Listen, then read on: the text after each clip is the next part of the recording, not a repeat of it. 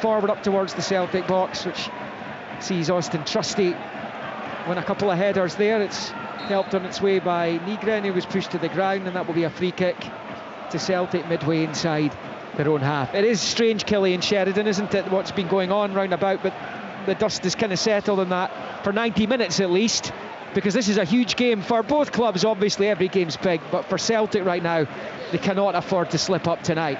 Yeah, definitely. And strangest part is actually we're now talking about the football. I think good early test there for Austin Trusty. Won a few early headers. Falkirk will probably be coming here thinking, I know the managers coming here, they always try and say there's never a good time to come here and play Celtic, but given everything that's going on, they're just coming in completely slipping under the radar, and they can come into a game where there's nothing for them to lose. They're not expected to come here and win. I don't think John McGlynn will be given that message to his players. He'll be telling them otherwise. Came here last season, gave them a pretty good run for their money. Yeah, and Arfield's got a chance at the edge of the box. He's got the first shot in anger as well. It's straight at Schmeichel, who holds on. But you're asking for trouble. If you're going to give Scott Arfield that kind of opportunity at the edge of your box, you could find yourself in trouble, and that very nearly happened for Liam Scales there, Killian. Yeah, something Celtic need to be wary of. Scott Arfield, he'll time his runs well. He'll anticipate balls like that bouncing in around the box. Shown this season already, he's capable of finishing them, and in the end it probably was a pretty comfortable save for Kasper Schmeichel. Here comes Celtic up the other end with Tenekti, left hand side of the box, the left angle, looks to reverse it to Sarachi, gets there before it goes over the byline, crosses in. The header from Engels, the header towards the goal from Nygren is a comfortable take for Bain. So an effort on target for both teams, just 2 minutes in. Benjamin Nygren this time, and that's the one issue that Celtic have had with Nygren the last couple of matches, Killian. He's been so profligate. All those chances against Sturm Graz, and then he missed that superb opportunity at Tynecastle on Sunday. Yeah, I think he probably had a little bit more time and space than he thought to what he had there. I think he could have possibly taken it down and had a volley on it. The last thing he wants is another header after the ones he missed against Sturm Graz. But like you said, he has been getting himself into really good positions, doing everything just except the finish. Hartswood at the weekend was an example, done brilliantly to set himself up, and then keeper makes a good save. But again, I feel like he could have done better there. I'll keep you up to date with what's going on across the other matches taking place. Another 4 Premiership games underway as we speak, as Marcelo Sarachi picks up on the left and rolls a low ball along the grass back to his goalkeeper, and Schmeichel will knock it out to his right for Trusty, and then out to the right-hand touchline for Ralston.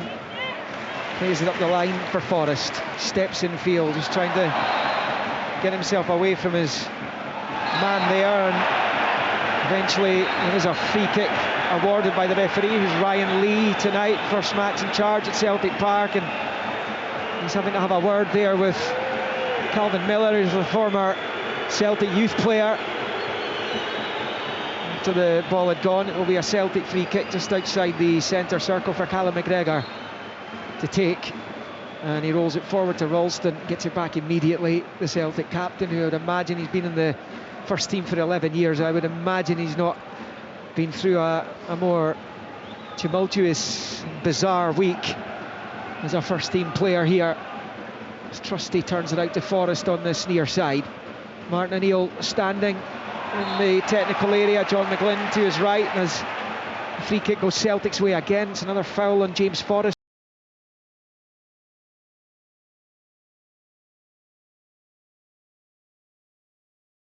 This time just inside the Falkirk half. 4 goalless minutes in here. Yeah, good start from James Forrest. I think both times he's received the ball, he's looked to be positive and take on players.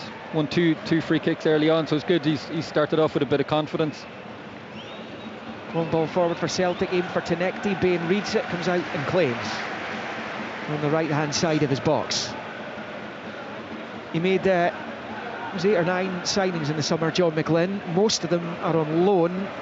Brought Brian Graham in on a full-time contract. Scott Bain was another, and it's a good signing for Falkirk bringing Bain in. Good experience at this level, and he must be pleased as well, because he spent a good 2 or 3 seasons here as third choice goalkeeper. Yeah, definitely. I think even I was kind of thinking that in the warm-up, and he's in there coming here to warm up. He's here warming up to play and to start, when I noticed a ball went astray and one of the sub-keepers from Celtic is running in. It's a chance for Celtic with Nygren flashing the ball across on the left-hand side, across the face of goal. Flicked out here on this near side. It might well have been Lisa got the final touch. It's out for a Celtic throw-in level with the Falkirk penalty spot on the main stand side. Ralston short to Engels, gives it back to Ralston. We'll roll it back onto the halfway line here for Trusty, who squares it to Scales in the centre circle. Celtic made relatively short work of Falkirk when they were here in the League Cup in August, winning 4-1. They look to go back to winning ways. They've lost their last 2 league games at Dens and at Tynecastle. As Brendan Rodgers made way on Monday evening, late on Monday evenings, a long ball for Tenekte, but will be seen behind comfortably for the goal kick there by the Bairns, who are here now. It's a positive lineup that John McGlynn's gone with, and sticks with the system, and it's yielded 12 points. They're sitting in the top 6 coming into this midweek card, and already there's decent daylight between themselves and their championship rivals Livingston from last season. Whilst he'll be wanting to look up the table clearly, for Falkirk, survival is their first priority. As Danilo scores the first goal of the Premiership evening for Rangers, they lead at Easter Road. Hibs 0, Rangers 1. It's picked up over on that far side of the centre circle, the right side of it for Falkirk, who are enjoying some possession here as it's played by Dylan Tate back the way it comes, and then slipped out to Lisa on this left flank, up the line for Scott Arfield, who is being held by Trusty, but there's an offside flag anyway against the Bairns over on the far side, the north stand side. Assistant with the flag up, so Celtic have a free kick which Trusty is over. It's just the second start of the season, Killian, for Austin Trusty this evening. His only other one was in the League Cup against Falkirk. Yeah, big game for him. I think there was a few eyebrows raised that he stayed on the bench at the weekend. Probably highlighted a little bit more given how the game went and the mistakes that came Dane Murray's way. But I think big night for him.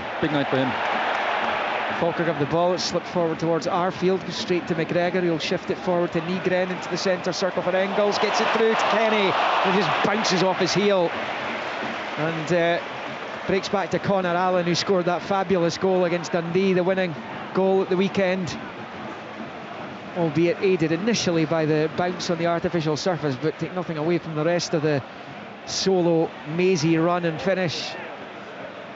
And the big centre back who starts again tonight. It's a big switch for Falkirk out to this near side. It's as they try and work something.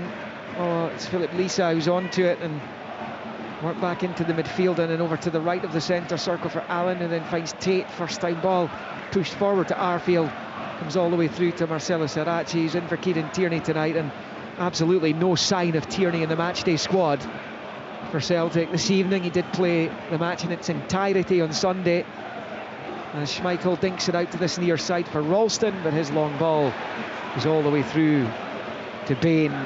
There are some empty seats inside Celtic Park this evening, but by and large it's still a substantial crowd here for Martin O'Neill's returns. The offside flag goes up on the far side.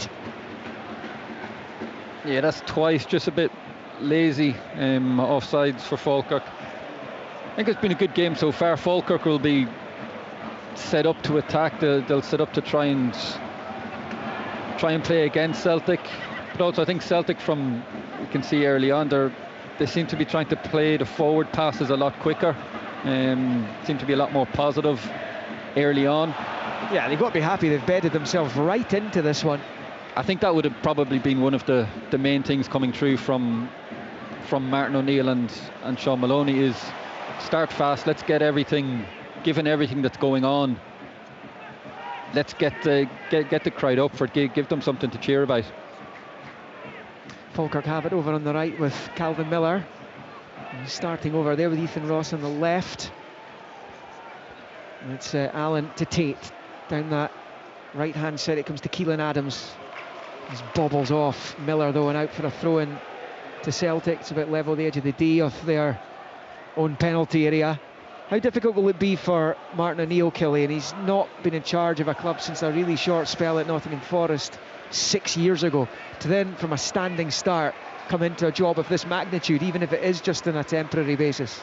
I don't think the size of the club will faze him too much. I think he'll lean heavily on Sean Maloney in terms of intel he'll give about how players are around the place in training. Yeah, because he's been in and around the club. Yeah, he knows what's happening. But then in the same breath, Sean Maloney. Well, there's a chance just in behind for Ross. Scales recovers well, and Schmeichel goes in, as does Ross.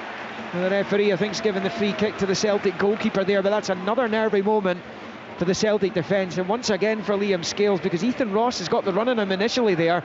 It's actually a good recovery from the defender though. Yeah, well-timed run from Ethan Ross in the first place, and then Liam Scales, it looked as if he had lost him, and like you said, it was a great recovery run. Gets himself in between Ethan Ross and Kasper Schmeichel. It is Falkirk on the ball, the right hand side, with Miller forward looking to try and get Ogedsunyi involved.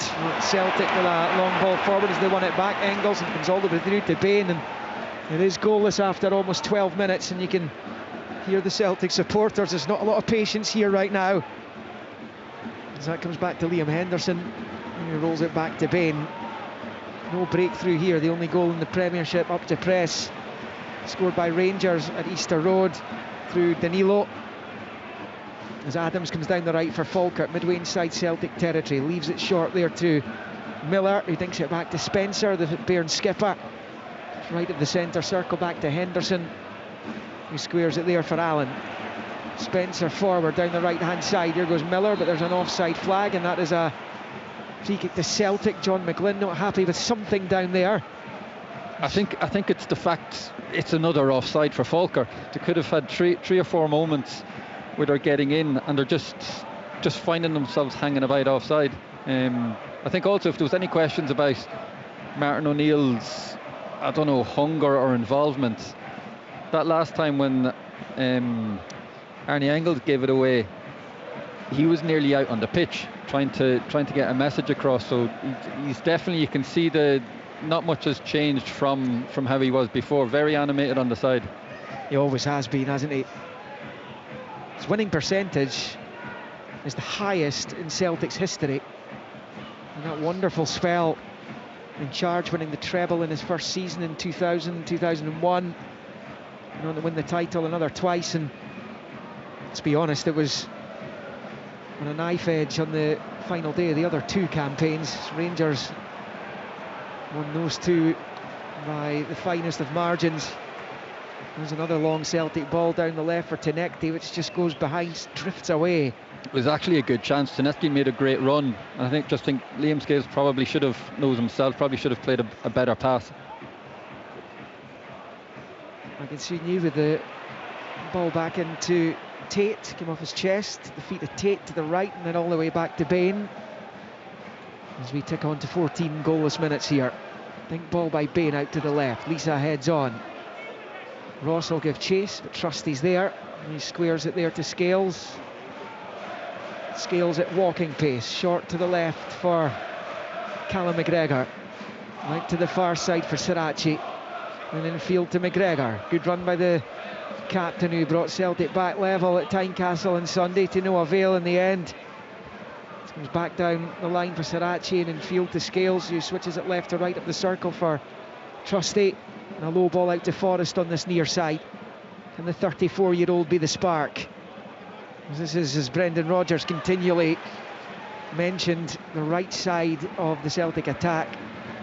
They've not got many options. Forrest gave it away, but so too did Falkirk, and it's McGregor to Forrest, to Nygren at the edge of the box. His efforts blocked well by the defender in the way, Allen, on the 18-yard line, as it breaks out to Calvin Miller wide on the right.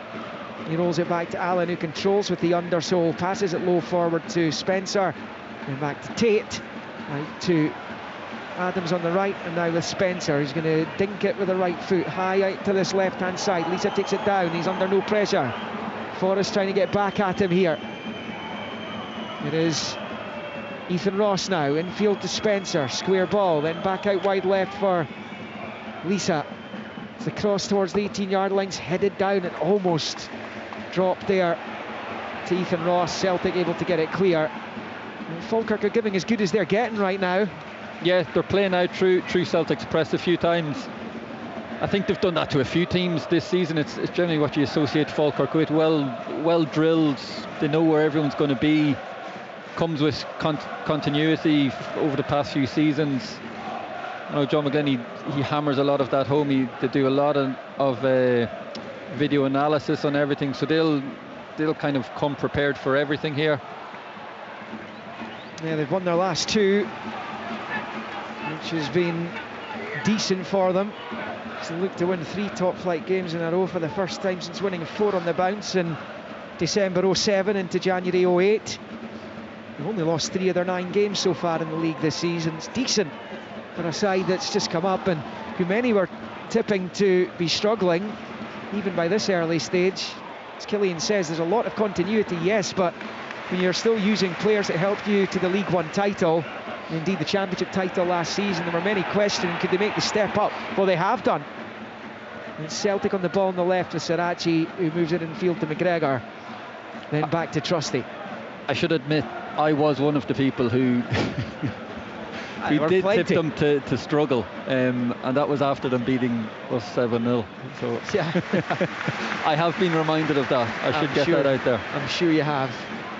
Celtic win the corner down on this near side. This is their first of the match, which arrives in 17 minutes, 0-0. Yeah, Killian's weak inside one of the teams that Falkirk swept by in the League Cup groups back in the summer. As Engels prepares to take this corner, it's going to be an outswinger with the right boot from the Belgian right in front of the Falkirk fans. We're off to our right. Engels with it towards the 6-yard box. Trusty just missed it. Chance at the back post, which is sclaffed badly. And Sirachi, or was it Tenecti? It was one of them at the back post. I think might well have been Tenecti in the end. Ralston comes forward and then it bounces off Keelan Adams and out for a Celtic throw-in on this near side. That is a big chance. Yeah, well worked corner. I think looked like Trusty ran into the space. Arnie Engels delivered it exactly there, and then it was probably, I think Tenetki it was with the shot. Should have done better. Should have maybe just a little bit more composure. Did look as if he, like you said, just sclaffed at it. But again, positive stuff from Celtic. And again, it has been a game that's had a good tempo to it. It just seemed to fall perfectly for Tenecti there. He had plenty of time to take a touch and then have a swing at it. Made a mess of it, and now Falkirk come away. Poor ball out of defence by Henderson, but he's going to get a free kick for a foul on him by Engels. After the ball had gone, it is Celtic 0, Falkirk 0. Here under the lights at Celtic Park on what's a chilly evening. A great playing surface down there for the players, both sets of players down there and enjoying the surface, but Falkirk probably enjoying the game slightly more than Celtic are right now. Celtic fans certainly not enjoying what they are seeing these days. Long ball forward is one in the air by Trusty. It's nodded back towards the 18-yard line, and then Falkirk get a free kick in a decent attacking position here. It's left-hand side of the D. It's probably about 22 yards from goal here, left to centre. And they're as well having a crack at this, are they not, Killian? Yeah, definitely. It's that position where if you're picking a place to hit a free kick from or to practice free kicks after training, during training, this is exactly the position you're placing the ball. If you've got a good free kick taker, this is a very good opportunity. Stuart Armstrong, formerly of this parish, has given Aberdeen the lead at Kilmarnock. Killie 0, Aberdeen 1. Meantime, This is a Falkirk free kick, and it is an opportunity for the Bairns to strike first here, just inside the opening 20 minutes. Ross and Miller are over it. It's going to be Ethan Ross, comes off Trustee in the middle of the wall, bounces back here to Ross, but there was a handball. You could hear the Celtic supporters appealing for it, and that is exactly what's happened. Callum McGregor takes the free kick, but he's given it straight to Spencer. Now on this left-hand side, it's Ross. Back down the line for Lisa inside his own half, steps away not once but twice from Arne Enkels. And the big switch out to the far side comes off the head of Sirachi. Now it's with Calvin Miller over on that far side. Won back well by Sirachi though. Darts across the halfway line. Midway inside the Falkirk half. Sirachi toes it out to Tenekti on the far side. Works it back to Sirachi. Pulls it back first time, but only to Brad Spencer, who finds Keelan Adams, and he clears with the right foot into the Celtic half. It was better from the champions there all of a sudden, but it stays Celtic 0, Falkirk 0. Yeah, good play. It kind of all started again from Celtic just a little bit eager to try and play that forward pass. I think it's something that must have been hammered into them before the game. But again, Sirachi does brilliant down the wing. Tenetki has that pass perfect to where he just puts enough weight on it just before for the overlapping run. And I think Sirachi just, I don't know if he just kind of got to the end of his lung capacity, but he... Yeah, there's Tenekti to Nygren, shoots, blocked really well actually by Allen, comes back out to the left, in comes the cross, it's away again.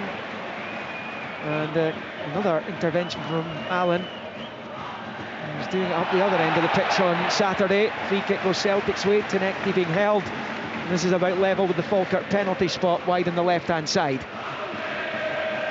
I feel like both Celtic wingers have had a good start. Tenetki twice, he's coming inside, knows when to lay off the pass. James Forrest, I think, has had a very positive start. He looks to be taking on his man every time, which is, if you're Celtic, that's what a lot of your attacking play is based around, your wingers performing. What can Celtic make of this attacking free kick? What possibility here? We've got Engels and Nygren over it, two-man Falkirk wall. It's 6-7 yards away from the edge of the box. It's in from Engels to the near post, headed away by Tate. It's a good header as well. He's got it up to nearly halfway. And back into his own half for Sirachi, who'll turn it back to Schmeichel. What's Martin O'Neill making of this Celtic performance a quarter of the way in, Killian, do you think? I think you'd be generally happy with their positivity in attack. They seem to be trying to go forwards a lot sooner than what they have been, I would say. Probably just one or two bits, just a little bit too eager and maybe making the wrong decision. I don't think, judging by his reaction, one or two of the last deliveries he hasn't been totally impressed with. I think given his history over the last few years, he has been a big advocate of set pieces. Forrest with the cross from the right, headed away. McGregor heads it down at the 18-yard line. Nygren manages to control it, rolls it back to Sirachi. Out wide left for Tenekti, taking on Adams. Pulls it back to the left angle of the box. Sirachi's cross. Two Celtic players getting in each other's road. Then Ralston has a wild swipe at it, and it bounces the wrong way away from goal as Trustee smashes into the challenge there on Ugunsuyi, and out of play it goes for a throw-in to Falkirk on this near side. It remains 0-0. Better couple of minutes from Celtic though to try and get in behind Falkirk, but it's been a pretty underworked Scott Bain so far. The comfortable save from Nygren's header early in the piece. It was about all he's had to muster with regards to making a save. As things stand, it remains goalless in Paisley. The league leaders, pace setters, Hearts 8 clear, are goalless with St Mirren as it is here. Rangers in front, Aberdeen in front.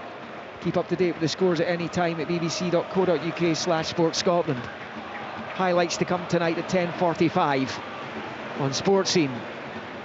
Here on Sports Sound, it is Falkirk in possession with Scott Bain the goalkeeper. He's going to hit it long with the right foot from around about this penalty spot, right down the throat of the pitch. You can see he wins the header, and it breaks down off him to Sirachi and out to the left-hand side for Tenekti. Tenekti now, level the edge of the D in the box, the overlapping. Sirachi is a good ball, and the two Celtic players in the middle couldn't make contact, headed behind by Lisa for the corner, and it's a really good header too. He's got James Forrest was looking like the one who was going to get himself onto the end of it. Unlikely source of a header, right enough. Yeah, again, great play down the left. Tenetki and Sirachi have a really good understanding there. But Lisa's done brilliantly there to clear that. James Forrest made a great run. Great defending. In swinger from Engels from the corner. Bends it into the 6-yard box, and it's headed over the bar by Nygren. And it will remain Celtic 0, Falkirk 0, 25.5 played. I think a few moments ago there, Nygren and Engels, I think, were in the box and just kind of got in each other's way. Where again, it was great play down the left-hand side. Good ball in from, I think it was Tenetki or Sirachi. And it looked like it was going to be dangerous, and it seemed as if Nygren and Engels just got in each other's way. Goal kick then for Scott Bain. And he's going to hit it right-footed here. Up high it goes, into the Celtic half, out to this near side, comes off the head of Tony Ralston. I imagine he'll be named in Steve Clarke's Scotland squad next Monday or Tuesday for the crucial double-header coming up next month against Greece and Denmark, in a place at the World Cup finals, as Falkirk get a free kick for a foul and Henderson down on this near side, midway inside his own half. John McGlynn will be pretty content with what he's seen. He's been pretty content with what he's seen in the opening quarter of this season, let alone the opening quarter of this match. They are sitting on 12 points after 9 games, which is 7 points more than after the same number of matches the last time they were in the top flight. So it's good shooting for them.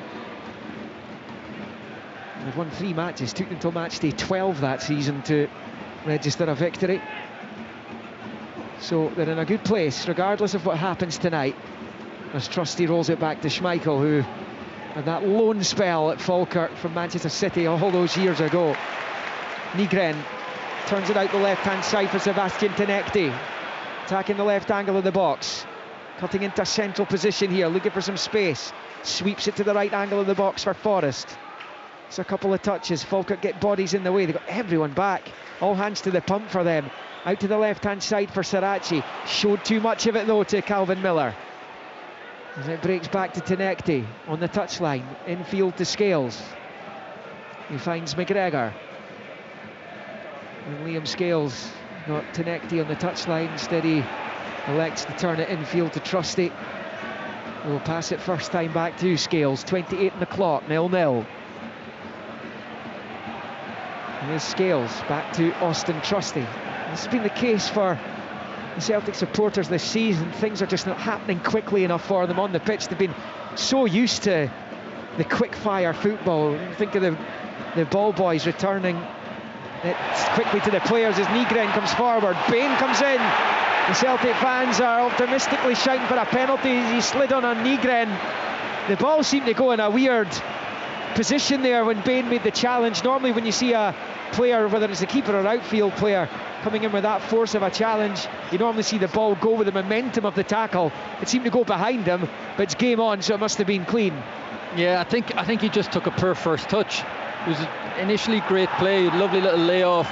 Nygren timed his run brilliantly, and just that first touch took it away from him and invited Scott Bain to come out. In the end, it was a good save.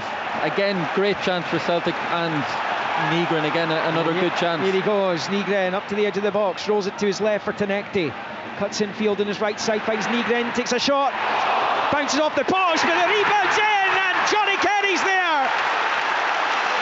6 yards from goal. Martin O'Neill and Sean Maloney applaud. Kenny, like all good strikers, was where he needs to be, and Celtic needed somebody to step up, and it is he. After good initial work by Tenekti, it is Kenny who gets the post-Rodgers era up and running. Celtic 1, Falkirk 0. Yeah, great play from Celtic. Negron, I thought he'd, well, kind of blown the chance again. Scott Bain made a great save, and John Kenny's there. Like you said, like all good strikers, he's there alert, he's on his toes. I think it's, by my count, I think it's the second time he's touched the ball this game. So fair play to him. Great spot about the save, by the way, Killian, from Scott Bain. You got fingertips and knocked it onto the post, didn't you? Yeah, it was a great save, because I thought Negron initially had taken, maybe again, not the best first touch, and it just looked as if it was getting away from him. It's like we were saying, Scott Bain, great save, but Johnny Kenny, he's there, he reacts first, reacts quickest, and it's probably what he kind of deserves over the last few games for the work rate and everything he puts in. He does a lot of selfless running off the ball and pressing and stuff, so it's good to see him get rewards for that. And that, by the way, came amidst the backdrop of St Mirren going ahead against the league leaders Hearts. Dan in Lundaloo makes it St Mirren 1, Hearts 0 in Paisley. Just as Celtic went in front here. It would be a start if those two scorelines were results come the close of business this evening for Celtic. We'll try and reel the Edinburgh side in, but here come Falkirk. Keelan Adams down the right, Calvin Miller, he's got Arfield waiting in the middle, another couple there too. I think Suyi's in there as well. It's headed away by Trustees, the cross came in, breaks to Spencer, rolls it out wide right for Miller. There are 4 in navy blue and white in the box, and they've won the corner as well. It's a decent challenge by Sirachi as he slid in to put it behind, but Falkirk have had a good response to going behind here. Yeah, and it comes from Falkirk playing it out from the back. Johnny Kenny hesitates for half a second, doesn't press correctly. Falkirk play out. In comes the corner. The header is a good one. And Celtic clear as the snapshot from the edge of the box trundles through to Schmeichel, who'll bowl it out to Trusty, but the ref wasn't ready. And I think the man who was down inside his own box was Johnny Kenny. And they end up doing some defending there, having put Celtic in front with his second goal of the season. But you're a striker yourself, Killian, you know how important it is when you have got that opportunity to play from the start in these games for such a big club. To score as many goals as you possibly can has got to be a top priority for you. Yeah, definitely. It's no matter what the situation is, if you're a striker in a team, the first thing you're thinking of is get a goal. It settles everything down. He probably has the added pressure and outside noise of everything else that's going on. Here's Miller for Falkirk, gets the ball in, pulls it back to Arfield. Great save from Schmeichel as he dives down low to his right to keep out Ogunsuyi. Fabulous play by Falkirk down the right initially. Arfield laid it back to Ogunsuyi, and his effort saved brilliantly by the former Bairns keeper Schmeichel. It stays 1-0 Celtic, but this has been a great response by Falkirk. Adams on the right has a go at goal, right hand side of the box. Schmeichel holds on, he's got a couple of teammates in the middle, aren't happy he didn't set one of them up. It stays Celtic 1, Falkirk 0. But that's what the Bairns can do. They're a good footballing side. Yeah, definitely. I don't think it's going to surprise many people here that Falkirk attack well. They attack like their patterns of play are drilled into them. Everyone, like I've said already, everyone knows where other guys are going to be. Great chance for them there. Kasper Schmeichel does make a great save, reacts quickly to it as well, gets on the bouncing ball afterwards. But again, even just before that, like I feel like a real difference in Celtic's tempo and urgency to get it forward. He's just before that, when he's made a save, he's instantly grabbed the ball and tried to play Tonetki in. Notice a little bit James Forrest kind of telling him to slow down or to calm it down for a minute. But I think that's definitely had to have been something from this management team, is to a little bit more impetus on going forward quicker and with more emphasis on it, I think. Ball's back with Bain at the edge of his box. Is it outside it now? Kenny closing him down. Bain releases it with the right foot. High ball down that right hand side, but it's gone straight to Sirachi. We'll just let it roll out a play for a throw-in to Celtic over on the far side. Celtic leading by a goal to nil. Scored by Johnny Kenny. We're knocking on the final 10 minutes of the first half, at least of the opening 45 minutes. Celtic on the ball on the left. And a cry of man on there, because it was Celtic in possession through Kenny, and he had his pocket pick there, and a little bit fortunate in the end as Falkirk get themselves a free kick over on the far side as a direct result of that sloppiness. Yeah, I just don't think he needed to come so short for the ball. He got away with the first 25 minutes without really being involved in the game, but he comes up with the goal. Like, I just don't kind of get bored of doing the stuff that goes unnoticed. Falkirk free kick is whipped into the Celtic box, headed away by Sarachi. Bouncing ball, Arfield manages to nod it out to the far side for Ethan Ross. Now with Miller, his cross cut out well there by Kenny. Spencer's header forward, touched into the box looking for Arfield, cleared by Scales. Now it's with Johnny Kenny on the turn, driving up to the halfway line.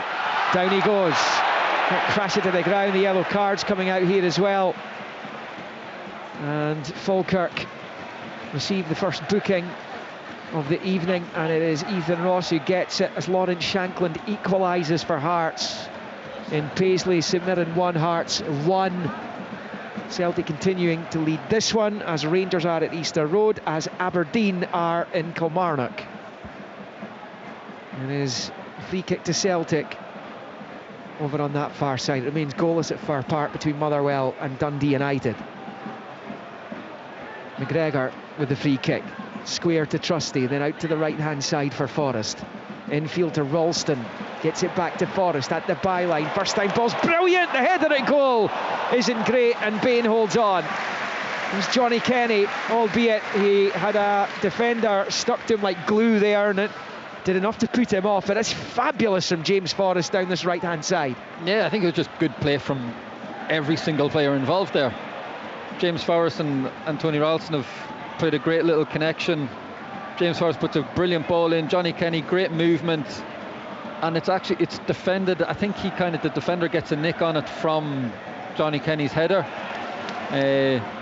Great attacking play, great defending, just great play overall. Clear foul by Lisa on this near side on Nygren. It'll be a Celtic free kick again. It's about level with the edge of the centre circle in the Falkirk half. 37.5 on the clock. Celtic 1, Falkirk 0. And Anthony Ralston is over this free kick on the near side, looking for a bit of movement in green and white. And it is Ralston waiting patiently here. In fact, he's going to leave it for Engels in the end. Engels dinking it forward, looking for Kenny. It's cut out there by Henderson at the edge of his box. Out to the left-hand side of it he comes before putting it high towards the halfway line. Trusty wins the header. Forward it drops towards Engels. Can't control, and now it's with Spencer, who gets it through there to Ogunsuyi. Back out to that right-hand side for Adams, who goes back to Allen. They're giving it away poorly there, Falkirk. Now it's a first-time ball forward. Kenny helps it to Engels. Now Forrest in the box, shoots with the left foot, and Bain saves. Down low to his left, and it's a corner. One little unforced error at the back from Falkirk almost cost them the second goal. Celtic take the quick corner, rolled back by Engels to Ralston. Deep ball to the back post. Trusty stabs it back to Tenecti. His effort scuffed, but it breaks to Kenny, who's on the turn. Swivels, shoots, and it's blocked. And Brad Spencer clears, and it stays Celtic 1, Falkirk 0.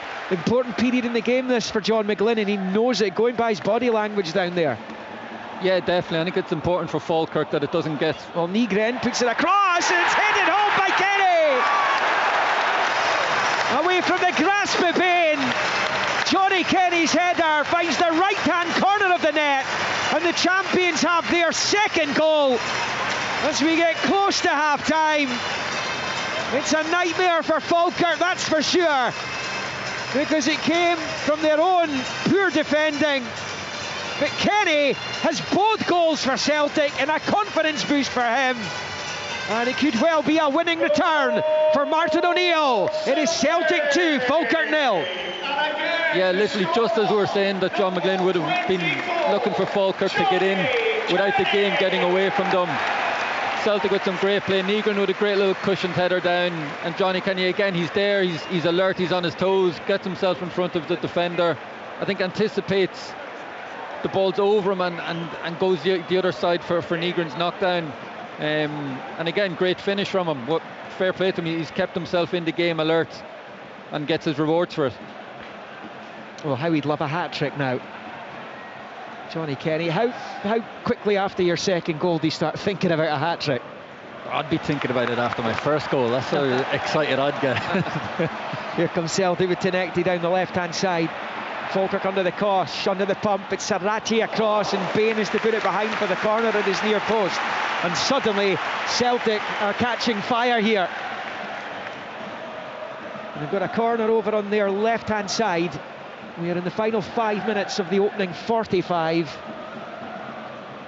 An opportunity here for a third goal, and it could be game over if it isn't already. Tough to come here and get a result at the best of times, but when you're trailing 2-0, all the more so. Engels whips the corner in, is headed away by Spencer. Breaks out to the right-hand side for Calvin Miller. Miller driving forward, but he runs into Tenecti, who outmuscles him and wins it back and plays it down the line for Negren.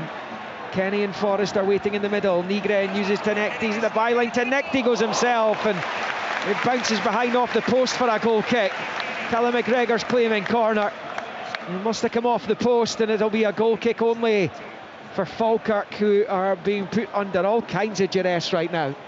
Yeah, I think Celtic can sense it as well. Anytime the ball goes out of play or they have a chance to win it back, they're straight on to us. They're looking to just attack as quickly as they can and get the ball in play. Again, brilliant play down the left-hand side. Tenetki, Negron plays a great little ball into him. And to be fair to him, from that position, it's not a bad decision to have a shot. Initially, like yourself, I thought it was a great save from Scott Bain, but evidently it's hit the post. Again, good attack and play from Celtic. Here they come again. Negren on the far side. Conor Allen has to be careful. As Falkirk do some defending, that go over the line for a corner. The ref's checking with his assistant. I think eventually he's given a throw-in only. It looked like it might have been kind of dragged over the byline there over on the far side, but the linesman can see right down that line, so we go with him.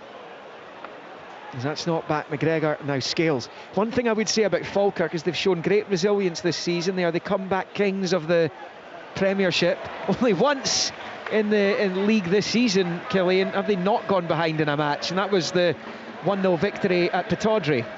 Yeah, they're a club they're resilient. They've proven that over the last few seasons. They go on big runs where they've been behind in many games, and it doesn't matter at what level you're doing that. If you have that belief and use the word again, that resilience, you will always feel it in games that you don't really panic if you lose a goal or a few goals, that you feel, right, let's just get the next one back, stay in it, get the next one back, and just keep building on that.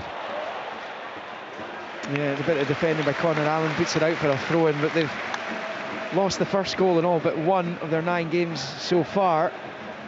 They've come from behind to get a result twice against Dundee United, against Hibs when they were 2-0 down, against Rangers, Motherwell and Dundee. And speaking of Motherwell, they've gone 1-0 up on Dundee United. Tawanda Maswenise has scored it, so Motherwell 1, Dundee United 0. Here comes Celtic with Tenecti down the left-hand side of the box to the byline, pulls it back for Negren, who shoots wide and high. He had a time to take a touch, and then he shot with the left foot, but as has been the case for Benjamin Negren recently, it's another opportunity he just hasn't taken. As we tick into the 45th minute, it stays Celtic 2, Falkirk 0. Yeah, again, brilliant play from Tenetki. He's shown that he can come inside, go outside. He's went down the line that time. Nightmare for defenders where they don't really know what he's going to do when he can go both ways. And again, Negren, he's done everything right. He's in the right position, takes a decent first touch, and it's just that, again, the finish he's lacking. Header there from Keelan Adams forward, looking to try and get Suyi involved, but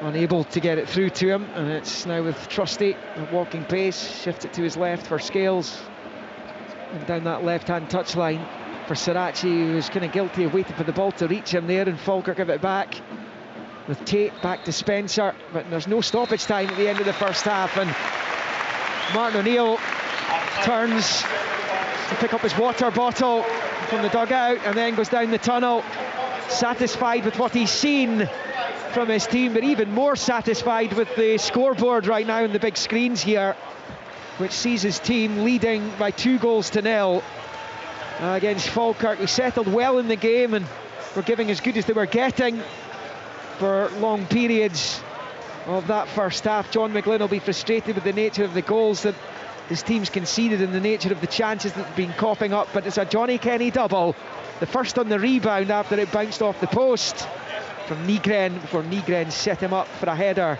which made it 2-0 as we got towards the end of the first half here at Celtic Park. The post-Brendan Rodgers era is underway. We don't know how long Martin O'Neill's going to be here for, but as far as his opening 45 minutes is concerned, it's been pretty successful, because the half-time scoreline in Glasgow is Celtic 2, Falkirk 0. Look to extend this long winning run. Welcome back to those who have been tuned in to BBC Radio Scotland Extra. They have already heard about Celtic carving out a 2-0 advantage against Falkirk. There'll be live second-half commentary to come from that game. And remember, also online, the two matches currently still underway. St Mirren against Hearts, Hibernian against Rangers, both those games online at bbc.co.uk/sportscotland. Already half-time at Celtic Park, it's 2-0 there. The other match is deep into stoppage time.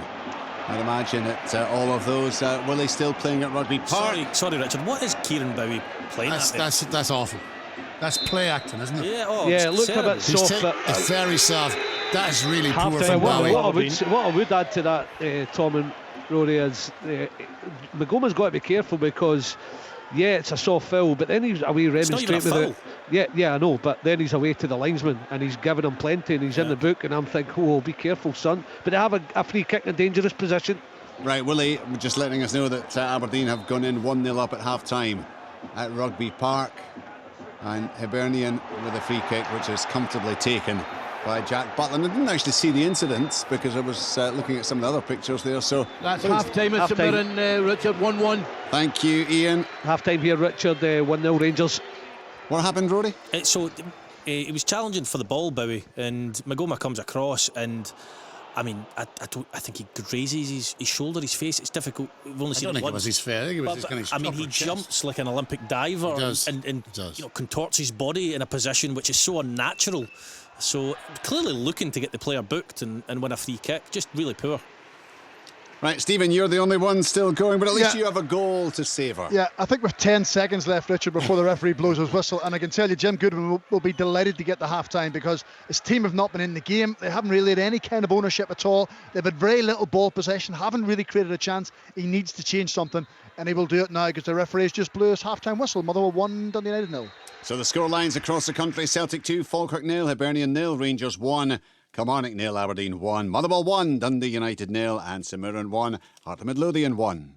Scottish football lives here. What a goal! This is Sports Sound from BBC Radio Scotland.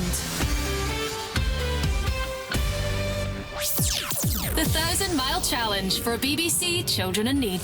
Last year, BBC Radio Scotland joined radio stations across the country and swam 1,000 miles. This time, we're going to attempt to walk it. There is a catch, though. BBC Radio Scotland needs to walk 25 miles over 2 days, 3-legged. I'm Judith Ralston, and on the team with me will be Phil Goodlad. And when the challenge starts, we'll be heading for the Kelpies in Falkirk, hopefully with some sunshine as well. The 1,000 Mile Challenge for BBC Children in Need. To find out more, head to bbc.co.uk/walk. BBC Radio Scotland. In the EFL Cup this evening, half-time is Arsenal 0, Brighton 0. It is Liverpool 0, Crystal Palace 2 at Anfield. Ismail Assar with both goals for Palace. Liverpool started Calvin Ramsey in that one. Swansea City 1, Manchester City 1. Franco for the home side, Doku levelling before the break. Wolves 0, Chelsea 3, so the visitors strolling to victory there. Santos, George and Estevao were the goals in that one, and Newcastle United 1-0 up against Tottenham Hotspur in that one at St James's Park. Fabian Schär with the only goal so far there. So let's get round our 5 Premiership encounters this evening. We'll start at Celtic Park, where people who have been tuned into Extra have been enjoying the commentary of Liam McLeod. Well, 7,473 days since Martin O'Neill last took charge of a game here at Celtic Park, and he is absolutely delighted because the man with the highest winning percentage in Celtic managerial history is winning 2-0 at half-time. Falkirk started the game pretty well. They were bedded in nicely, they were threatening early in the piece. A couple of efforts, Scott Arfield inside the first couple of minutes where a Nygren header was saved up the other end. But there were other opportunities, and was a snapshot from Mugen Suyi, who forced a save out of Kasper Schmeichel. He had that loan spell at Falkirk all those years ago in his young playing days at Manchester City. But Johnny Kenny's the hero for Celtic. He scored both goals, and he came in the 30th and 40th minute, the first on the rebound from a Nygren effort, which was brilliantly saved onto the post by Bain. He bounced back to Kenny, where all good strikers should be, and he dumped it into the net to make it 1-0 for his second of the season. His third of the season wasn't too long in coming either. It's good play again by Celtic down that left-hand side. Nygren with a header down for Kenny, who stooped to head it into the far right corner of the net. Will do his confidence the world of good. He'll be eyeing up a hat-trick now as well. Celtic have had other opportunities. Benjamin Nygren has spurned a couple of glorious chances, but it is all good for Celtic this evening. Killian Sheridan, John McGlynn will be disappointed with the chances his team is coughing up, the goals that they've conceded. Celtic at times has been flashes of what they're all about, hasn't there, tonight, despite Falkirk starting the game well. Yeah, thought Falkirk first 20 minutes looked good, looked comfortable, played out through Celtic's press a few times, created some chances of their own. Kasper Schmeichel had to make a good save, one or two, but I just got the feeling Celtic capitalised when there was that little sense of they were starting to break Falkirk a little bit and create more chances. Like I said, Nygren had a few good chances where he should have done better, but it'll be about Johnny Kenny. He was there, he was alert when he needed to be, not really involved in the game much, but if you're winning 2-0 and you've scored the 2 goals, then it doesn't matter your involvement. You're the main guy.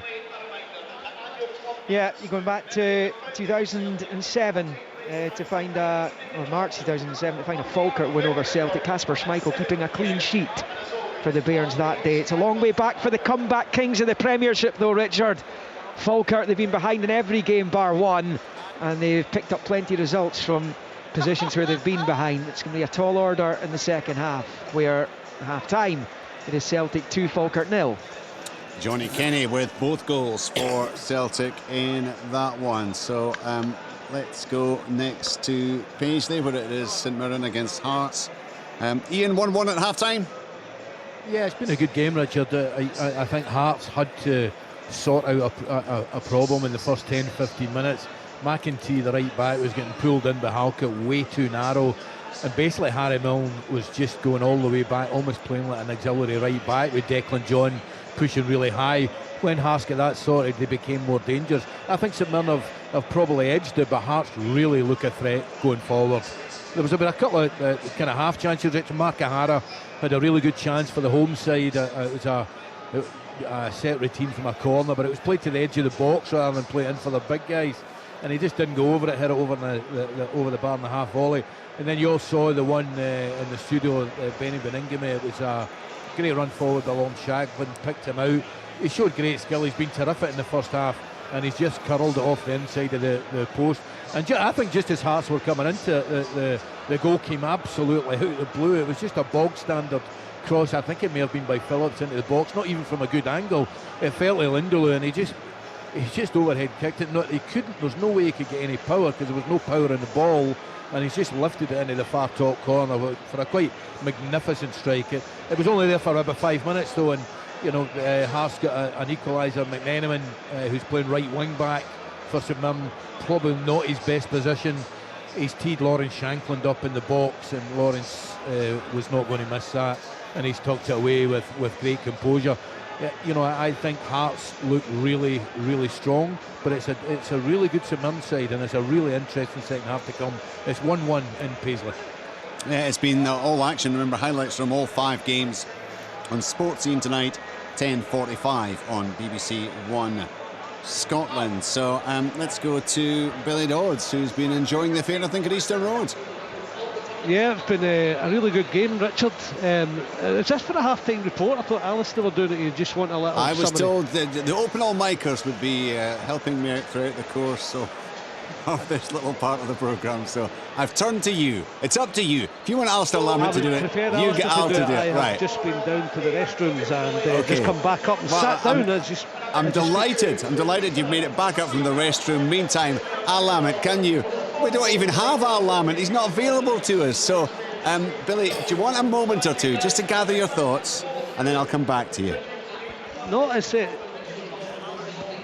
Right, I'm going to. I'm taking Billy's microphone from him. Ah, look at that! And what a I'll professional! dig him out of that massive hole he's professional. managed to get himself in. What a mess. Indeed.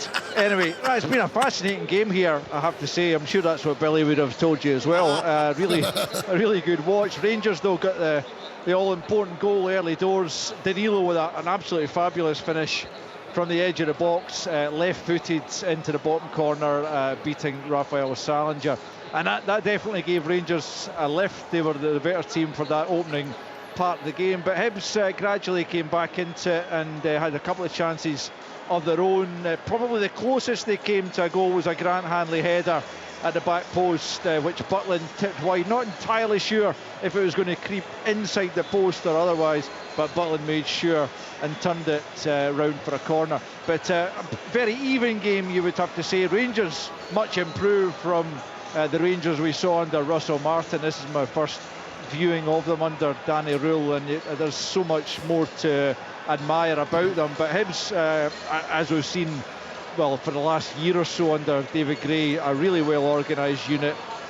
Plenty of threat from them, and you wouldn't be too surprised if they go and get a goal in the second half. But at half time, as Billy Dodds would also be able to tell you, it's Hibernian 0, Rangers 1. And Hibernian looking to preserve that unbeaten home record in the league. It stretches back almost a whole calendar year. No, there will be no confusion at Rugby Park, where the half-time report will indeed come from Willie Miller. I've actually got a punter here, Richard, that's volunteered to do my report on my behalf. Do you want to hear from him? If not, then I'll go ahead and give you Willie. A little summation of what's actually happened. In terms of possession, it's been roughly even, I would suggest, although Aberdeen started the game with much more intent than Kilmarnock did. The goal came, it is 1-0 at half time. The goal came, it was Stuart Armstrong that took the opportunity as Marko Lasetic looked as though he was in offside position. It was Carlson that came in from the left-hand side. He struck the ball, it took a deflection. Lasetic is on the way out, not interfering in any shape or form with the play. It fell to Stuart Armstrong, and he took it with the instep. He kind of volleyed it into the ground, and as it went into the ground, it bounced over Oluwemi in goal and nestled in the back of the net to give Aberdeen at that stage a deserved lead. Kilmarnock did come into it, but I don't think they've got the same threat in the final third. They've had enough of the ball. The midfield has been decent. Greg Kilkie, prominent. David Watson and Brad Lyons, prominent in that area at times, but no real threat in the box. Marcus Dackers haven't had an opportunity at all. So as far as the home side's concerned, they haven't created enough to say that Aberdeen shouldn't be 1-0 up at half time. For Aberdeen, I think Stuart Armstrong has been the man of the match. He certainly took my eye, that's for sure. A very delicate type of player, always on his toes, good touch, excellent weight of pass forward as well to bring Carlson and Lasetic into the game. So I think at half time there's not too much in it, and it could go either way, but I do feel that Aberdeen have had the upper hand in the first half, and they certainly took advantage of that goal by Stuart Armstrong. 1-0 here for the visitors. Right, Willie, thank you. We'll get the half-time report from Fir Park in just a moment or two, but they're back out at Celtic Park, so we need to split so that we can give you the options to listen into the various commentaries. So Celtic against Falkirk live on BBC Radio Scotland Medium Wave, also live on Radio Scotland Extra on BBC Sounds. Online you'll get St Mirren against Hearts and Hibernian against Rangers. That's at bbc.co.uk/Sports Scotland. On FM, online, and of course on BBC Radio Scotland on Sounds, you can find Open All Mics. Scottish football lives here. What a goal! This is Sports Sound from BBC Radio Scotland. Perfect timing here at Celtic Park as the referee Ryan Lee gets the second period underway. Celtic do so, going right to left in the green and white hoops with Falkirk in the navy blue, white and red socks as well, as Liam Scales knocks it back to Schmeichel. No changes for Celtic at the interval, though Falkirk have made a change on loan Manchester United. Forward Ethan Williams has replaced namesake Ethan Ross, who was yellow carded in that first half towards the end of it, so perhaps that was in John McGlynn's thinking as Falkirk pick up over on the far side. Tate, through it comes and he gets it back immediately there from Ogunsuyi, who is unable to control when it came back to him, and he goes down but no free kick, and Celtic have it with McGregor, who finds Trusty, who'll then roll it out to that right hand side for Ralston. Fires the long ball forward, it's gone straight to Liam Henderson, who takes it up to halfway. Scales gets there ahead of Ogunsuyi, and now it's Nygren through for Kenny, who's on a hat-trick, remember he's on the right foot, and he blasts over. There was a chance for Johnny Kenny, but Killian, you'll know better than me, but I would have thought the low effort into the far corner would have been the option there. He's blazed it high over, it stays 2-0 to the champions. Yeah, good play, good pass from Nygren, I think it was, who put him in. Similar chance in the first half, and I think it was the same two players, Nygren playing it into him, where Johnny Kenny, he's peeled off a little bit and made that run in behind. Nygren found him. This time he takes a great first touch, gets himself in, and just probably need a little bit more composure. Here come Falkirk. Adams with the cross ball, Trusty with a header away and behind for a Falkirk corner. They need the next goal. But Falkirk. Sorry, just again on Falkirk, it's them. Celtic have just had a great chance to go 3-0 up, and they're not really rattled at all. They get the ball straight back, get it played, and they're up the other end. They're used to digging themselves out of holes this season, to be fair, as the corner comes in from Miller, flicked away at the back post. Liam Henderson will recycle it. Back up the line there for Spencer, looks up at the box, gets the cross in, comes off Scales' head, and then flicked out onto this near side by Kenny as Miller picks up, rolls it back to the edge of the area. It's a good ball in by Keelan Adams, but it's flicked harmlessly wide for the goal kick as Falkirk threatened to pull a goal back here. 2.5 into the second half, they continue to trail 2-0. Yeah, I think Falkirk look to be set up a little bit, pressing a little bit higher, probably looking to, I think John McGlynn knows that they need to take it a little bit more to Celtic. He'll probably reference to them the way they started the game, and I just need to go back to that, have the confidence to do that with maybe a little bit more aggressiveness in the attacking side of things, and actually taking more of the game to Celtic. Schmeichel, short ball there to Scales, who will return it to the Celtic goalkeeper. In a good position in this match, Celtic. They've got that League Cup semi to come on Sunday against Rangers. Falkirk and on league business on Saturdays they host Kilmarnock.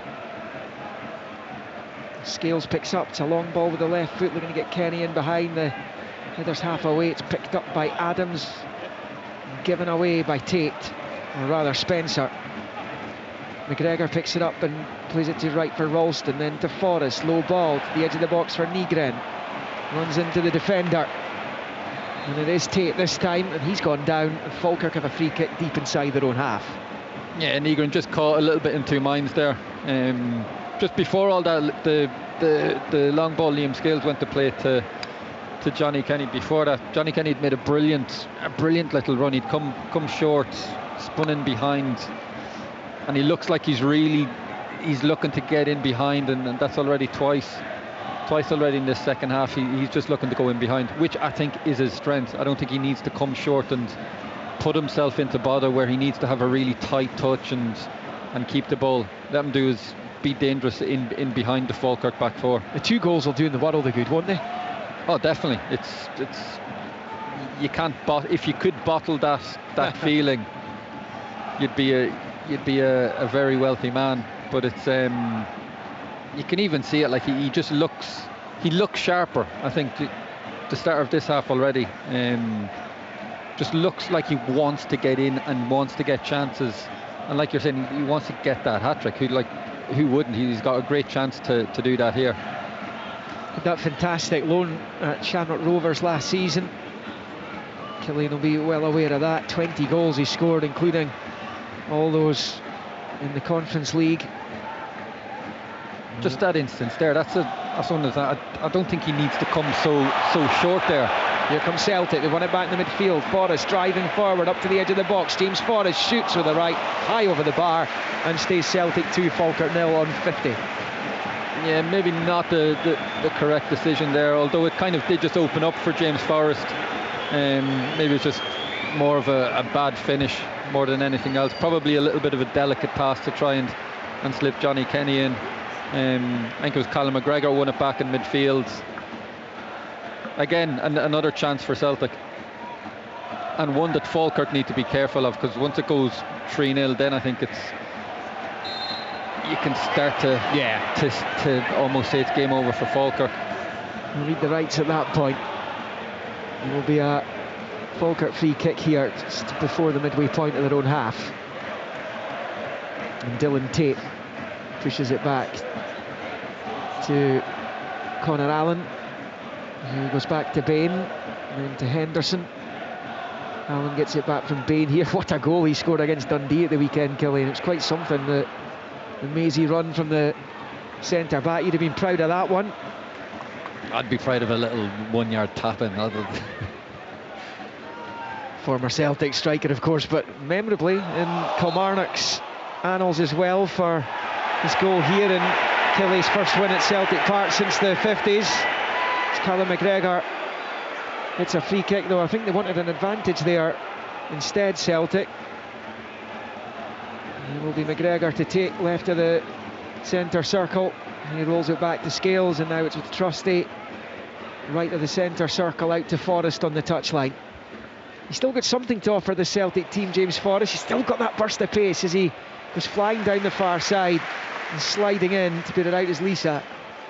Also Celtic throw. Yeah, also experience. That kind of can sometimes make up for a bit of speed, or can add a bit of speed. If you can anticipate what's happening and you're just a split second ahead of seeing the ball being played before a defender, you're already in front of him. And it's not like he's slow by any means. He's still a quick winger. But I've been impressed with him tonight. He looks like he's confident, he looks fit, he looks sharp, and he's just looking to go and take on his man nearly every time. Yeah, still a good option. As Falkirk this time win the free kick on the halfway line. It's 2-0 Celtic. It is almost on 53. And it's going to be a free kick taken by Tate, just turning it back to Allen. Finds Henderson, into Allen, into Spencer in the centre circle, to Tate, forward it goes, and Adams puts the pass behind Miller and out for a throw-in to Celtic on this near side. And it will be taken by Marcelo Seraci, in for Kieran Tierney tonight. I said in the first half, no Tierney at all in the matchday squad, though Celtic do have Daizen Maeda back in the side this evening. At some point you would imagine he's certainly in the matchday squad, and I imagine we'd see him at some point later on in a few minutes after being out for the last few. As the long ball for Falkirk, Allen down this right hand side, evades Adams and goes out for a Celtic throw-in. Just played back Trusty to Schmeichel, who goes long with the left foot. I think Sirachi's been brilliant tonight in place of Kieran Tierney's. Attacked particularly well, looked solid defensively. I think that'll give Martin O'Neill and Sean Maloney some comfort, knowing that if Kieran Tierney is struggling with injuries or whatnot, that Sirachi is up to their pace. Falkirk on this near side, and it's out for a throw in, back off him last, Keelan Adams, so it's going to be a Celtic throw down on this near side. It's got a little bit scrappy out there just in the last few minutes. Falkirk did make that change at the interval there, Killian, bringing Ethan Williams on for Ethan Ross. Was that down to the yellow card? Possibly, yeah. I think John McGlynn knows that it's hard enough to come here in normal circumstances, never mind losing a player. Pretty difficult game for Ethan Williams to come on and really affect. Falkirk probably would have preferred to have a bit more of the ball so far this half. It is out of play for a throw into Celtic, midway inside the Falkirk half. Sirachi's over it. Celtic going right to left in the second half towards the Jock Stein stand. Sirachi bowls it towards the left angle of the box. Little header from Kenny's cut out. Spencer with the trip on Johnny Kenny, and it's going to be a free kick to Celtic on this near side for that one. It's about level with the edge of the D of the Falkirk box, a few yards from the near side touchline. An opportunity for Celtic. Martin O'Neill will be hoping his team can get that third goal just to put this to bed, then he can enjoy the rest of the match in the knowledge that 3 points will be attained. Both Nygren and Tinekti are over us. Nygren's in a hand in both goals. Should have scored himself. Might still do. It's his left-footed free kick. Nygren into the area is headed away by Tate and out for a Celtic throw-in, level with the Falkirk penalty spot this time on this near side. Nygren will leave it for Sirachi. McGregor's a short option if he wants to use him. Instead he bowls it towards the byline for Nygren, who hoists it up high with the left foot, hooking it back towards the edge of the box. Ralston's with his cushion header out to Forrest on the far side. Forrest up against Lisa, looking for some space to cross. Instead he passes it back to Trusty. Square ball first time to Scales. Back to Trusty and then to McGregor. Back to Austin Trusty again. Trusty finds Scales. Forward it comes to Forrest. Gets a little touch for Nygren. Kenny's timed his run well, but instead Nygren's left-footed low ball comes wide right for Ralston. Gets his cross in. Flicked half away by Allen. Clearance completed just about by Miller, but it goes back towards Bain, and the rebound is fired in again. And it's Nygren this time. O'Neill turns towards his dugout, applauding for the second time. It's on the rebound. This time it's Nygren who profits from it. And just as St Mirren reclaimed the lead against the league leaders Hearts in Paisley to go 2-1 up there, it is here at Parkhead. Celtic 3, Falkirk 0. Yeah, good play from Celtic to beat Falkirk's press. I think that's going to be Falkirk's problem now, or well, maybe not so much now, but they were kind of stuck in between pressing higher. They were all going up against it. Celtic done well, played out through it. James Forrest, I think, had a lovely little flick in the middle of it all. Nygren gets it out wide. Maybe Scott Bain might think he could have done better in terms of where he's parried it. Kind of just Nygren's just seems to be there, and it falls to him. And to be fair to him, it's a good finish. And he was almost in again there. And the door is closed by Allen. Although he was due a good finish, so it's... Yeah, he's plenty of efforts, doesn't he? A lot of averages. He's going to score. As Arfield and Tinekti get involved down in this near side. The ref's going to have something to sort out here. The man from East Lothian in charge of proceedings this evening, Ryan Lee. A little bit of a melee there, and there'll be frustration for Falkirk. Nygren's been booked. I think there's going to be another yellow, and it will be Arfield who's going to get it. He's protesting his innocence, but he was heavily involved with Sebastian Tinekti there. Didn't see a yellow for Arfield, it just looked like Nygren got one. But anyway, it's 3-0 Celtic, and Celtic in the comfort zone, as they were so often under Martin O'Neill the first time around.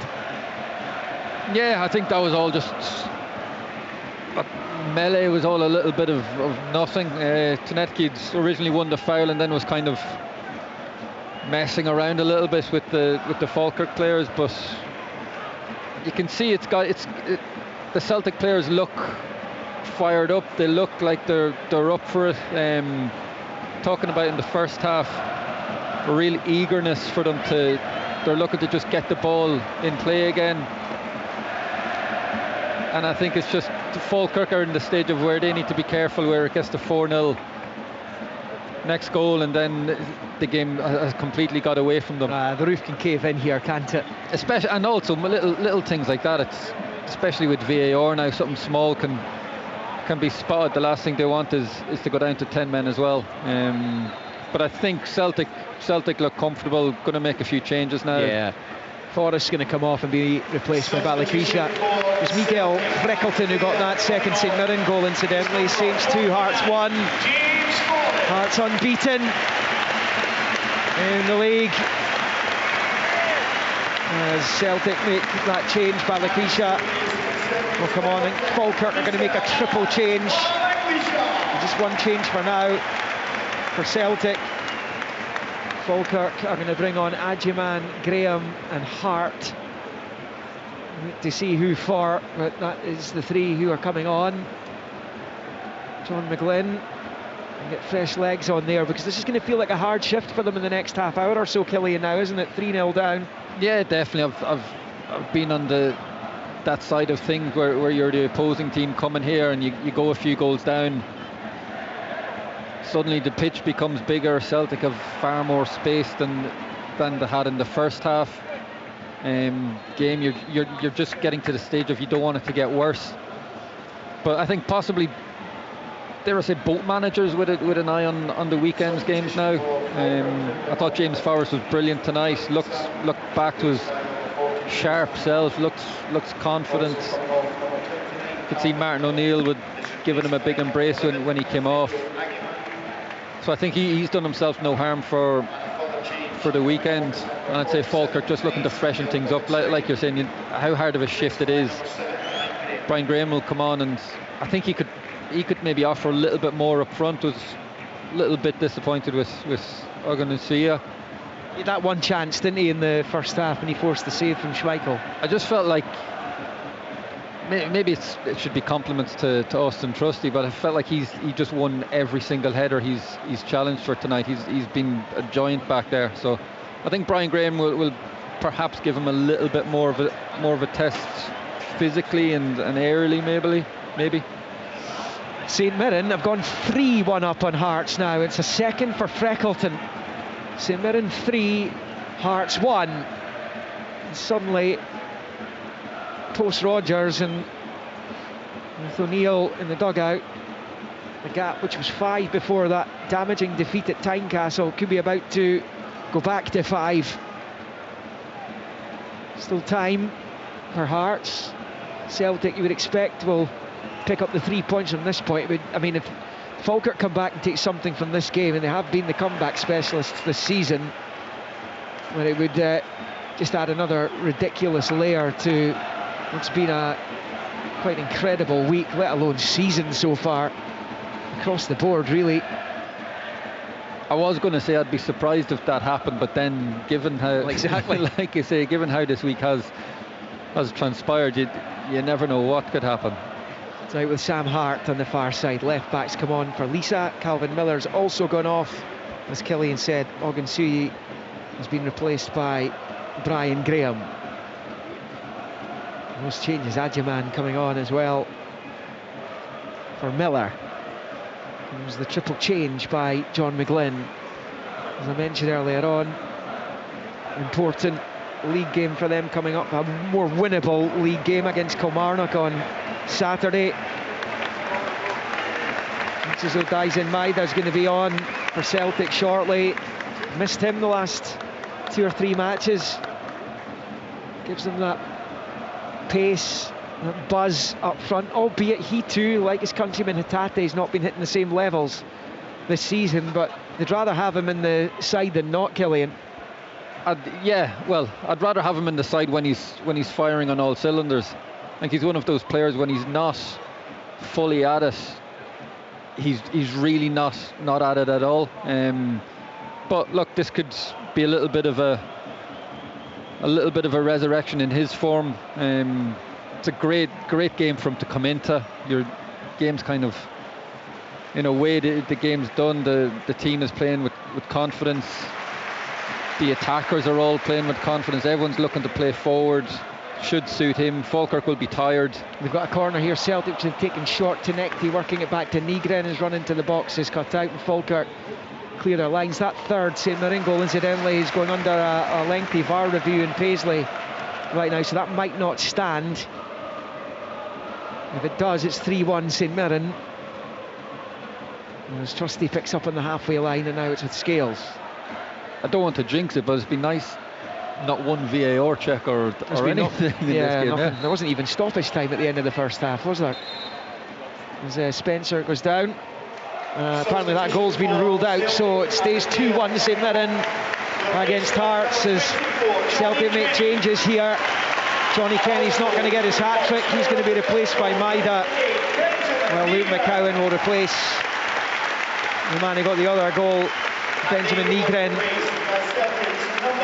So Maida's back in time for that huge semi-final to come in the League Cup on Sunday.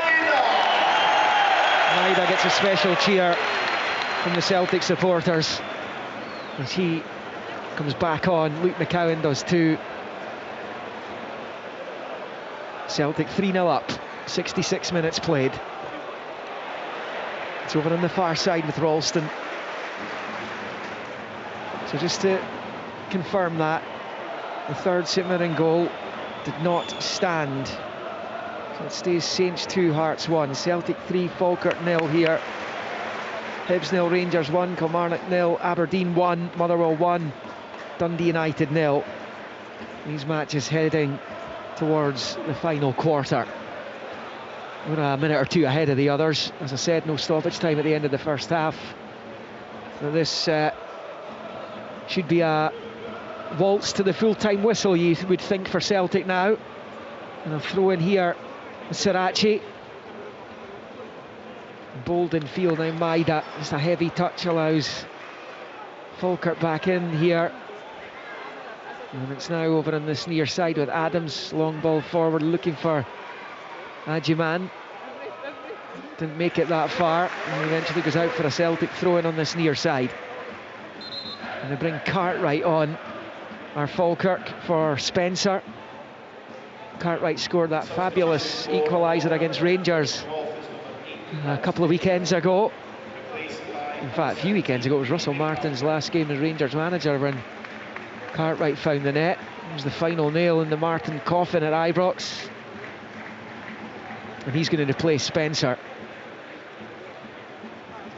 But this is a game that, if they were able to take anything from it, they would have been obviously delighted, Falkirk. But certainly, Killian, not a match, and not many teams come here expecting to get a positive result, but certainly not one that a newly promoted side is expecting to get anything from. No, these games aren't going to be where Falkirk will judge themselves or compare themselves. I think when they look back at this game, they'll look at the first 20-25 minutes and the positives from that, where they actually looked like they were threatening and they were competing. Just the timing of the goals Celtic got have just kind of killed them, and it's almost that feeling of when you do come here,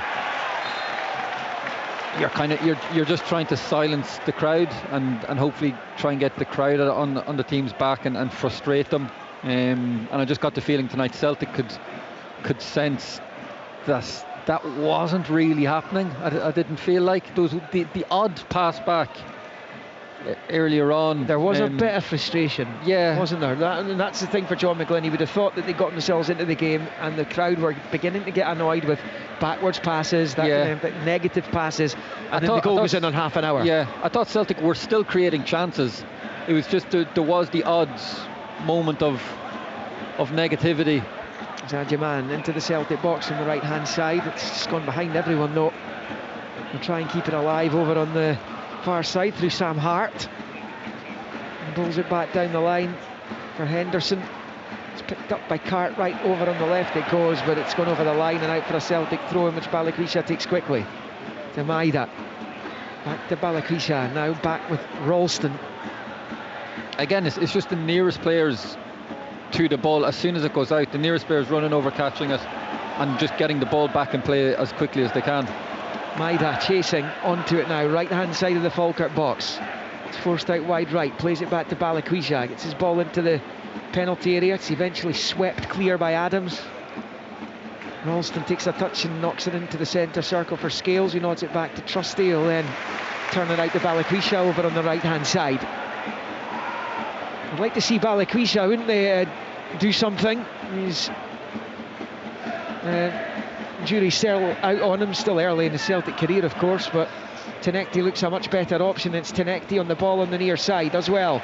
Finds McCowan, lovely spin, shoots, deflected, and it's going to bounce out for a throw-in down by the corner flag on this near side, and it will stay Celtic 3, Falkirk 0 with 20 of 90 left. Arfield's down injured.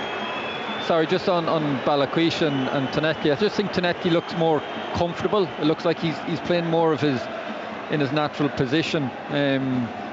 Balikwisha's he needs to be careful that he doesn't get into that territory of trying too hard and trying to do something every single time he gets the ball.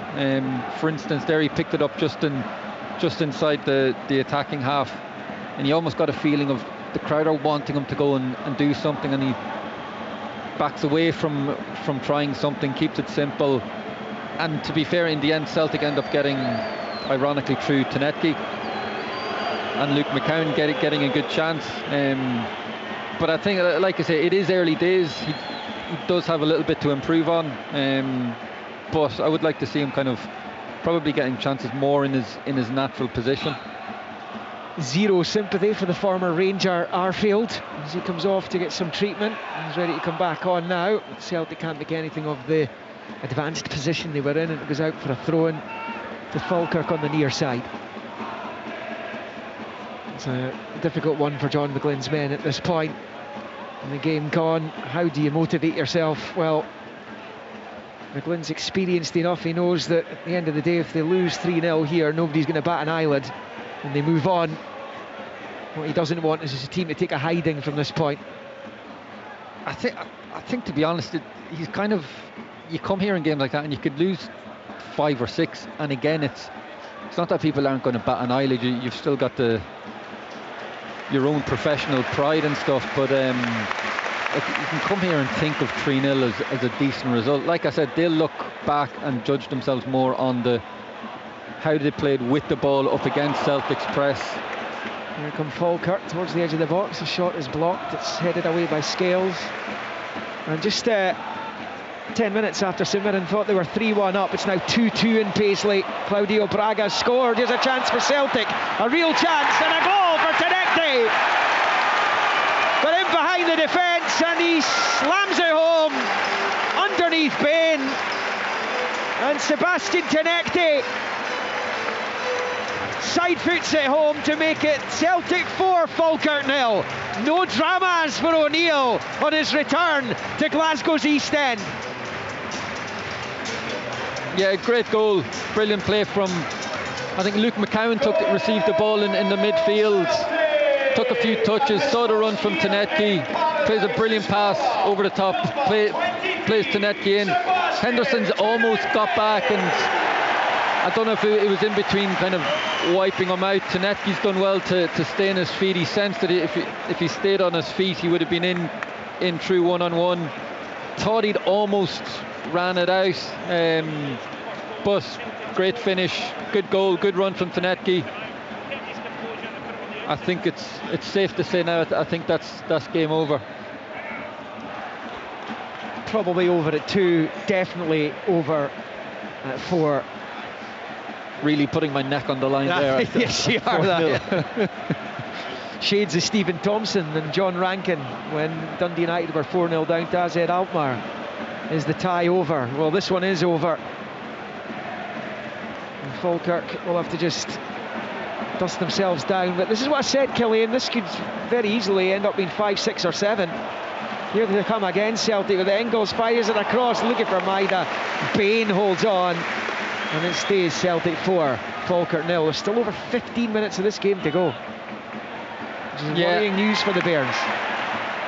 And when you're attacking players coming on in games like this, you always know, right, there's a chance to get a goal. If I just really go, put myself about, get into the game, you know Falkirk are going to be tired, the confidence isn't going to be high. You can hear the crowd's behind the team. Players like Luke McCowan, who've been brilliant for Celtic, especially in games like this when he comes on and he just adds a little bit of energy. You've got Maeda coming back. He's looking to get in behind, get on the end of things. It's Tenecti's first Premiership goal. It's his first Celtic Park goal. There's only other one before tonight came in the League Cup tie at Partick Thistle. Tenecti finds McCowan, gets the ball in, looking for Maida, loops off Henderson's boot as he made the challenge, and back into the gloves of Scott Bain. Celtic 4, Falkirk 0. Falkirk with a man down inside their own box. And there will be treatment required. It was Henderson who was on the stretch there, and I think it's he who has hurt himself.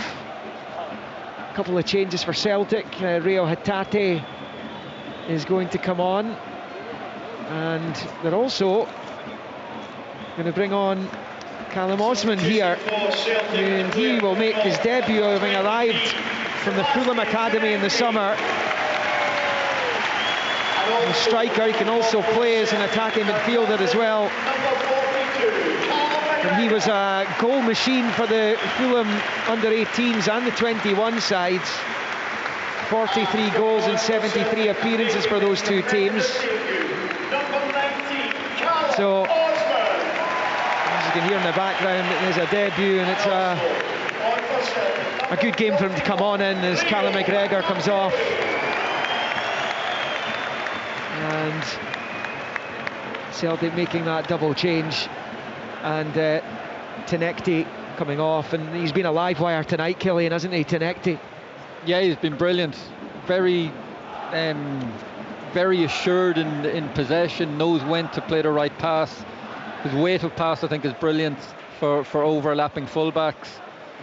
Can cut inside, can go outside, deserves his goal. That's probably the one, if you were being super critical, the one thing I'd maybe pick out was just sometimes his final ball and his finishing, but fully deserves his goal tonight. Ralston for Celtic, back to Trusty. 13 minutes of the 90 to play. Liam Scales has got the captain's armband now that McGregor's gone off. Rolls it out to Sarachi here. He goes back into his own half for Scales. A couple of touches before launching it forward, looking for Osman. It wasn't the worst idea, it wasn't the worst ball either, over the shoulder of the defender and the striker. But it comes right through to Bain. And then roll it to Henderson. It goes back to Bain. Osman slides in, but Bain's got rid of it. It's off the head of Scales. Now Hatate finds Ralston. Just on that thing of players coming on and sensing that there's a chance for them to get goals, Osman looks extremely... Well, here he is, almost on the end of the cross ball from the left from Sarachi. Fabulous cross in with the left foot. Osman's not a million miles away from making contact. It stays Celtic 4, Falkirk 0. Yeah, he looks like a real live wire. Already he's made two runs in behind.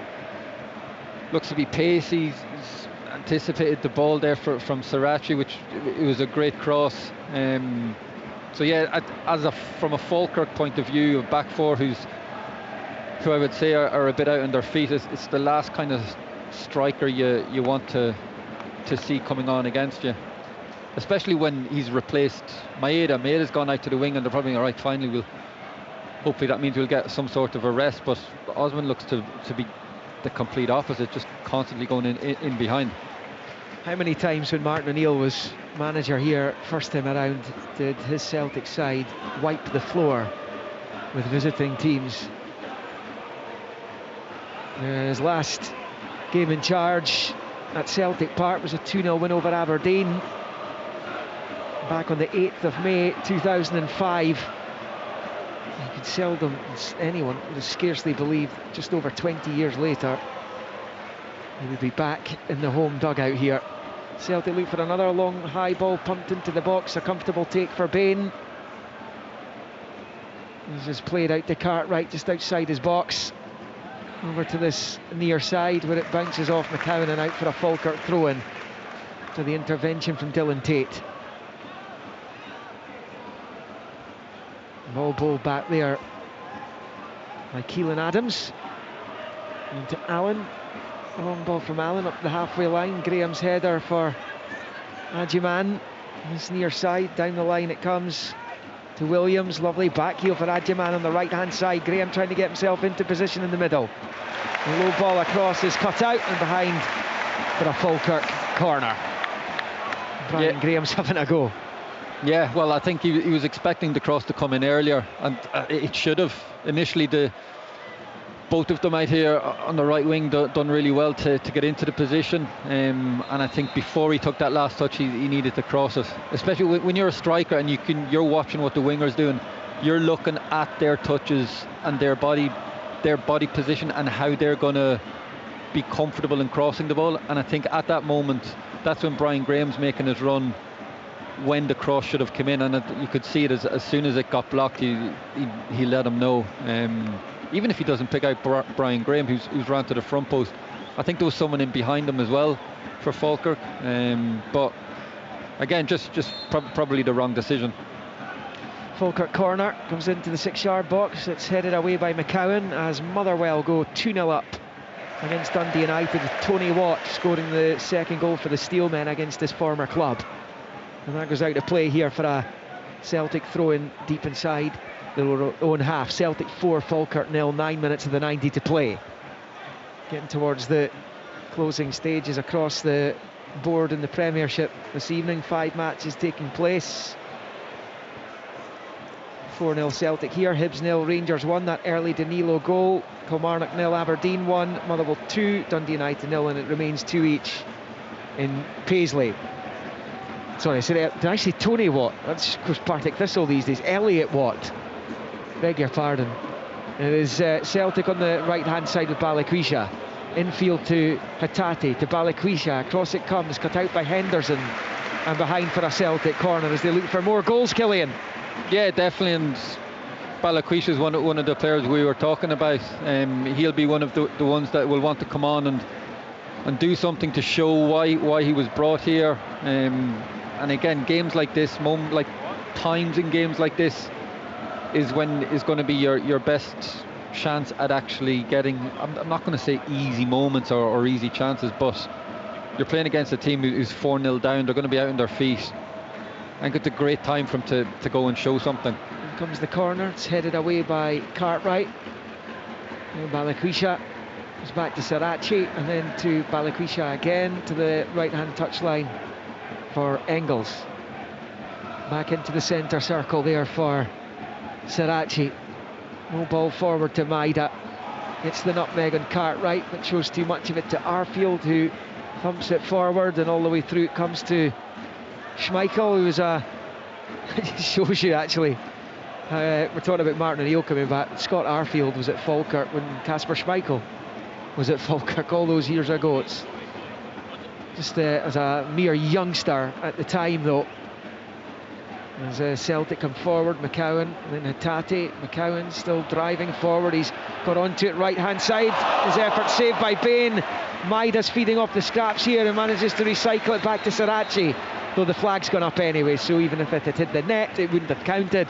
And it stays Celtic 4, Falkirk 0 on 83 minutes. Yeah, it looked very intricate over there. I wasn't sure what really had happened or how the ball got through. And Luke McCowan managed to wriggle his way through. Gets a good shot off in the end. Maeda had made a good run where Scott Bain has made a great save again to deny first Luke McCowan, but also Maeda coming onto it. Long ball forward from Bain, too high for Graham. Scales wins the header. Now it's with Engels on each side of the right boot. It's a high ball which finds touch only. The supporter gets his head onto it, nods it back onto the pitch. What have you thought of Arne Engels tonight? Because it's been a bit of a slog for him recently, hasn't it? Yes, it's always going to be tough for him when you come in with a price tag like he has, especially when he has shown glimpses of it. I remember his early few games here, he looked really good. Some of the European games he's looked good in. It's hard when, on top of everything, sometimes it can be the hardest place is a set piece taker, and when things aren't going well, the most annoying thing is a ball hitting the first man and it's cleared away, and you can hear the groans, you can feel it, and he does have to take a lot of that on, and it is one of the things that you can become such an important part of a team if your set piece delivery is consistently so good. Yeah, and I mean, he was kind of filling the boots of Matt O'Reilly, who was superb here. Yeah. And by the way, he's much more than a set piece taker or that. It's just more a case of him just kind of almost putting his mark more in a game, where I feel like physically he has that in him. He has the capability to do that.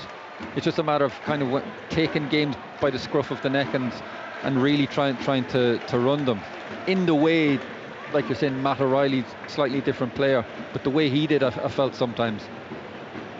Celtic down the right hand side. Ralston, really deep cross, too deep for everyone. It's going to break all the way through to Adjeman on the other side. The penalty area, shuffles away from Sarachi, he's away from him. Engels trying to stick with him, and eventually I think the referee's going to bring it back because he didn't fancy Adjeman's chances against Engels there, so no real advantage gained. So Falkirk free kick. Many Celtic fans heading for the doors to try and beat some of the traffic. They'll be quite happy. First half hour was a bit of a slog fest for them, but once they got through that period, when the first goal goes in, it was one-way traffic from that point onwards, really. And they've ended up being resounding winners tonight. 3.5 of the 90 left, leading 4-0. Ralston goes down that far side. And back infield to Hatate, midway inside the Falkirk half, and then rolls it back to Scales. Scales then turns it to his right for Trusty. Forward to Balikwisha. Out to Ralston. Infield to Balikwisha, and then to Ralston, who goes back to Trusty. And soon Celtic will be able to turn their attentions to Hampden. There's a poor ball there. Scales giving it away, and it's won back by Cartwright out to Adjeman. Good challenge by Sarachi though. And Maida finds Luke McCowan. McCowan square ball infield for Reo Hatate, who finds Ralston, and now Engels, and now Sarachi to his left, infield to Scales. He finds Trusty, close quarters is Hatate, square to Scales, but it's a training exercise now out there. Celtic just knocking the ball about, they know the game's won.